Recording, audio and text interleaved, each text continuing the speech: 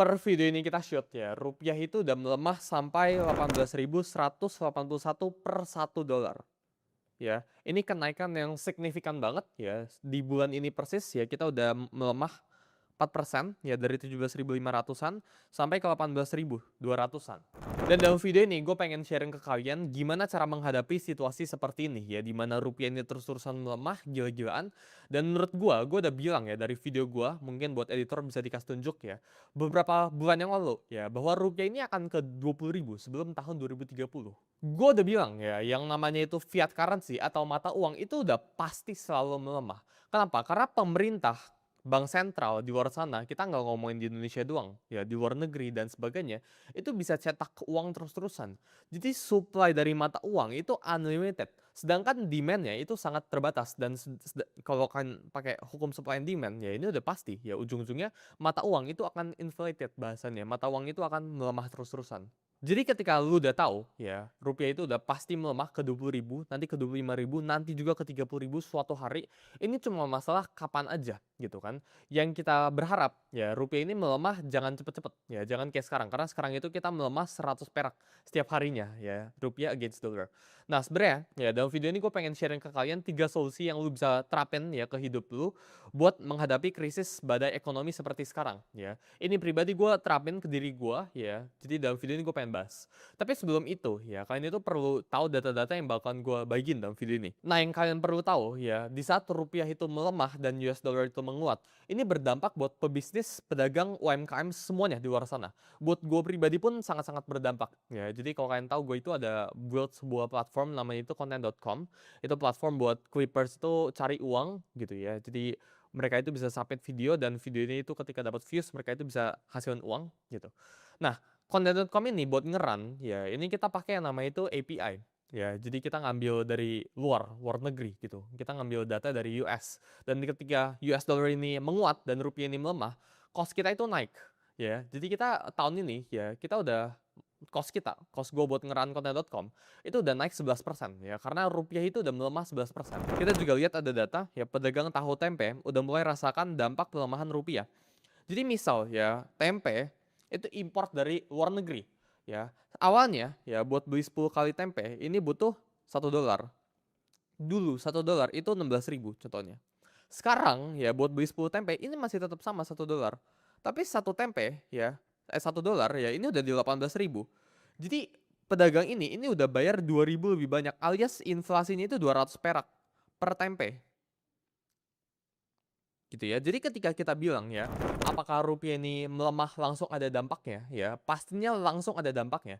Dan buat ekonomi kita sekarang ya, ini sangat-sangat kritis ya. Pebisnis sekarang ya, margin keuntungannya itu bisa aja semakin tipis. Beberapa bisnis itu bisa aja tutup ketika rupiah itu bisa unlock, bisa melemah gila-gilaan kayak sekarang.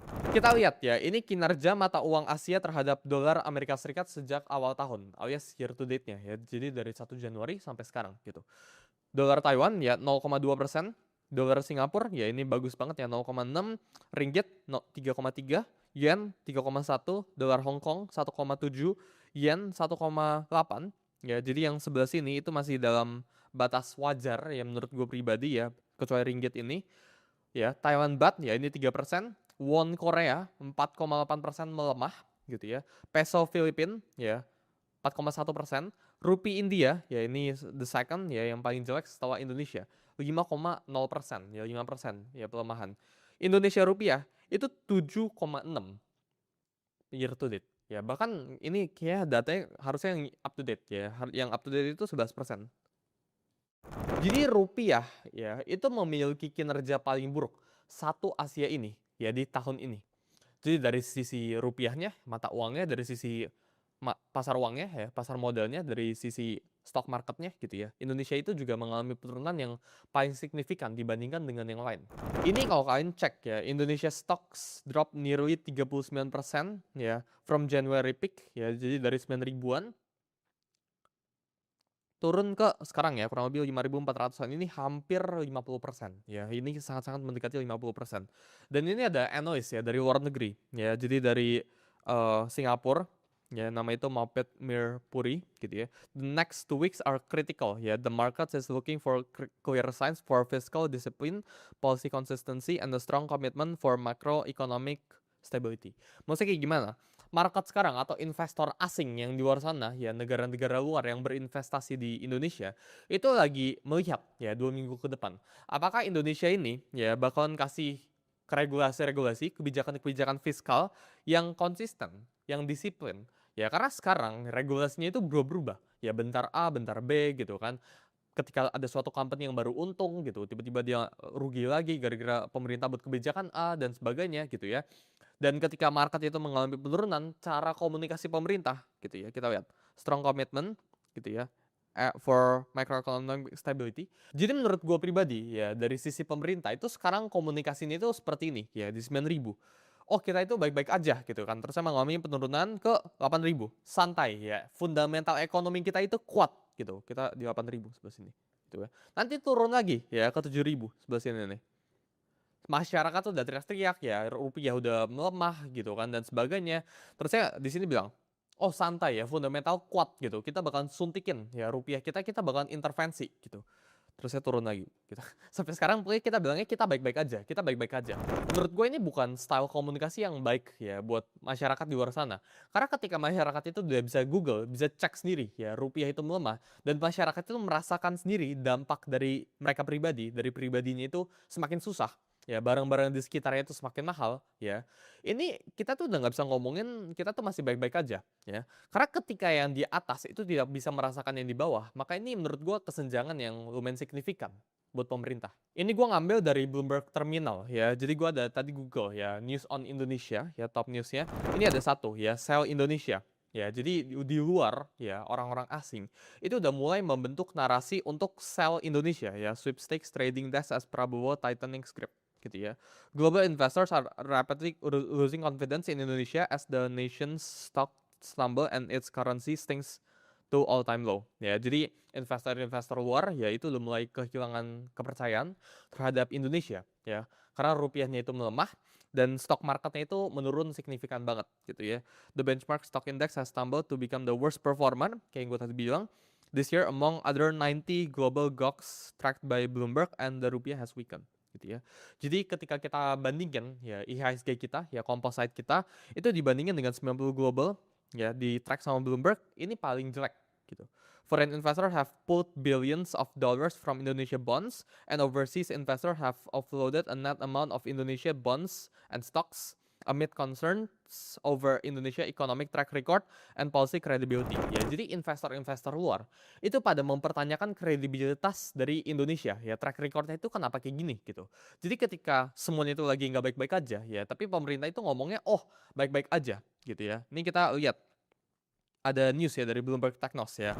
Respon Purbaya ya ini Menteri Keuangan ya Pak Menteri Keuangan ya Menku soal Indonesia ya fiskal baik ekonomi bagus. Menurut gue ini sesuatu statement yang nggak wise untuk dibilangin ya. Jadi kalau boleh kasih saran ya ketika ekonomi itu lagi cenderung nggak baik-baik aja gitu kan. Karena kan government spending itu kan lumayan besar kan dari 5,61% ini gitu kan. Ketika kita cuma bisa berpatok ya pada GDP growth-nya itu, economic growth-nya itu 5,61%. Tapi rupiah ini melemah sampai 18.200. Menurut gua buat statement ya ekonomi itu bagus di saat pengusaha-pengusaha di luar sana itu lagi kesusahan itu bukan sebuah move yang wise. Terakhir ya sebelum gua kasih solusinya ya ini ada salah satu trader di luar sana ya namanya itu George. Dia head of research dari Fund K2 Asset Management ya. Dia ada 4.3 billion ya total ya fund yang dia manage. Setelah berpuluh-puluh tahun ya berinvestasi di sana, dia keluar ya George ini keluar dari Indonesia di 2024. Dia bilang I have zero exposure to Indonesia. He said I won't give them an opportunity. Ya, jadi investor luar yang manage AUM-nya ya asset under management itu billions itu udah hilang kepercayaan terhadap Indonesia. Jadi ketika kita udah cek ya lu bisa Google di luar sana dan lu bisa lihat di luar negeri ya orang-orang itu udah mulai bercandain tentang Indonesia. Ini udah bukan lagi move yang baik ya. Ini udah bukan lagi Indonesia itu udah bukan baik-baik aja. Indonesia itu sedang tidak baik-baik aja sekarang. Dan gue ngomong ini bukan buat fear monger kalian, bukan buat tebar fear kalian. Jadi gue ngomong ini buat kasih tau ke kalian realitanya. Dan terkadang realita itu memang pahit. Jadi setelah kita tahu ya bahwa sekarang ya rupiah kita itu lagi nggak baik-baik aja dan rupiah ini akan terus-terusan melemah sampai pemerintah itu melakukan kebijakan atau intervensi yang memberikan kepastian ya kepada investor-investor asing di luar sana. Gua ada 3 solusi yang kalian itu bisa langsung praktekin ya setelah kalian selesai nonton video ini gitu ya. Jadi 3 solusi ini ya. Ini yang pertama, kedua, ketiga. Solusi yang pertama ya, buy strong currency ya. Buy strong fiat atau currency, mata uang yang kuat gitu. Sekarang gue pengen kalian tanya ya, ketika kita udah tahu ya, yang namanya itu rupiah atau fiat currency as a whole, ya itu udah pasti melemah. US dollar itu udah melemah ya, US dollar itu kehilangan 99% value-nya. Kenapa? Kayak yang gue bilang tadi ya, rupiah itu atau fiat money, ya itu pasti dicetak terus ya sama bank sentral, sama pemerintah. Dan fiat money ya ini nggak ada dalam kendali lu. Jadi pemerintah mau besok buat kebijakan A, kebijakan B dan seterusnya gitu kan, buat regulasi baru A, B, C dan seterusnya, itu nggak bisa kendalin. Tapi yang lu bisa kendalin ya, lu harus taruh ya mata uang lu atau uang lu di tempat yang paling kuat formatnya. Ketika lu taruh uang lu misal di Argentina gitu misal ya, Argentina itu melemah misal 100% ya setiap tahun, ya lu harus pindahin uang lu keluar dari sana. Alias beli a stronger currency kita ngomong ya. Jadi kayak US dollar ya ini juga kuat gitu ya karena US dollar itu one of the best gitu ya. Swiss franc, CHF gitu ya ini juga bisa, atau enggak lu bisa beli SGD. Nah mungkin ya kalau kalian ke money changer dan sebagainya ini lumayan mahal. Jadi sebenarnya ini gua buat edukasi aja ya. Lu bisa beli yang namanya itu USDT. Ya ini digital digital USD. Ya, ini ada di exchange-exchange crypto ya, dan ini legal. Ini ada di regulated exchanges ya, kalau kalian cek ya di Flock, toko kripto, Indodax, semua itu gitu ya, ini available. Nah, solusi yang pertama ini menurut gua sebenarnya ini nggak menyelesaikan masalah ya. Karena year to date ya, dolar itu juga pasti melemah against asset class dan in the long term ya, kita nggak narik 5 tahun ke depan, dolar itu udah pasti melemah. Tapi setidaknya ya ketika misal harusnya uang lu itu melemah 70%, lu beli fiat money yang lebih kuat, ya melemahnya itu berkurang jadi 30% dengan resiko yang lebih rendah. Ya, jadi solusi pertama ya lu beli US dollars atau beli fiat money yang lu rasa lebih kuat daripada fiat money yang lu pegang sekarang gitu. Yang kedua solusinya itu masuk ke stock market atau beli aset kelas. Nah, ini level 2 dari level 1. Kenapa? Karena ketika lu bisa beli aset kelas, ya aset kelas itu sesuatu yang produktif dan sesuatu yang apresiasi nilainya. Ketika lu bisa beli gold, ya Bitcoin, stocks gitu kan. Ini kalau lu punya cash aja gitu kan. Stocks, Bitcoin, gold dan sebagainya gitu ya.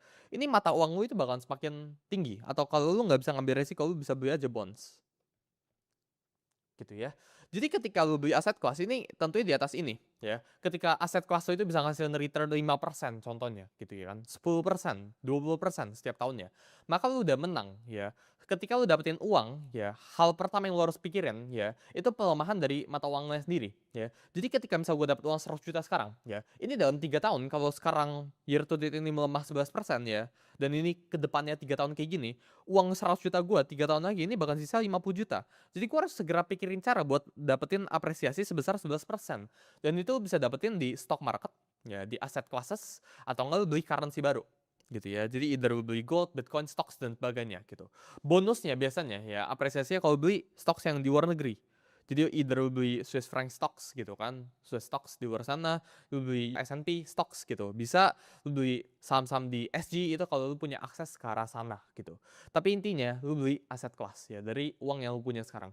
Karena again ya, ini menurut gua temporary panic tapi in the long term ya rupiah itu pasti akan selalu melemah ya. Karena uang itu dicetak gila-gilaan terus-terusan gitu kan. Supply dan demand itu supply-nya itu infinite gitu. Dan ujung-ujungnya kalau kita cek dalam sejarah, ya ini bakalan long term ya gitu ya. Kita tarik 20-30 tahun ini udah pasti melemah. Jadi yang pertama itu beli strong fiat, yang kedua itu beli aset kelas ya, beli aset yang bisa apresiasi nilainya. Nah, yang ketiga, menurutku ini merupakan advice yang paling penting, yaitu cari income tambahan.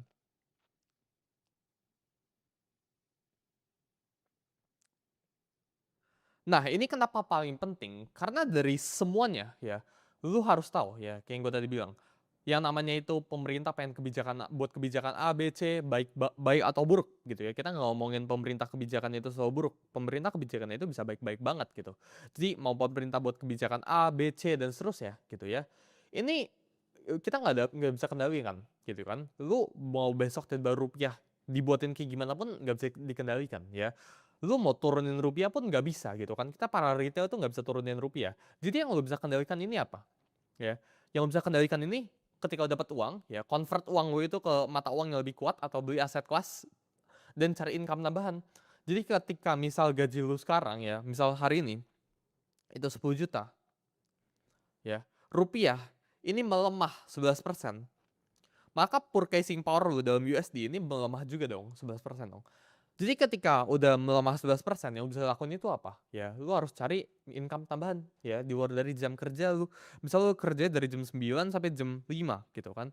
Ini dari jam 5-nya sampai jam 9 ya lu bisa melakukan sesuatu gitu ya. Lu bisa cari income tambahan, side hustle tambahan gitu ya. Lu jadi content creator, ya lu jadi influencer kah gitu kan. Lu bikin bisnis sampingan, lu jadi clipper bahkan. Baik banget solusinya di luar sana. Jadi menurut gua ya simply kendalikan apa yang kalian bisa kendalikan aja gitu kan.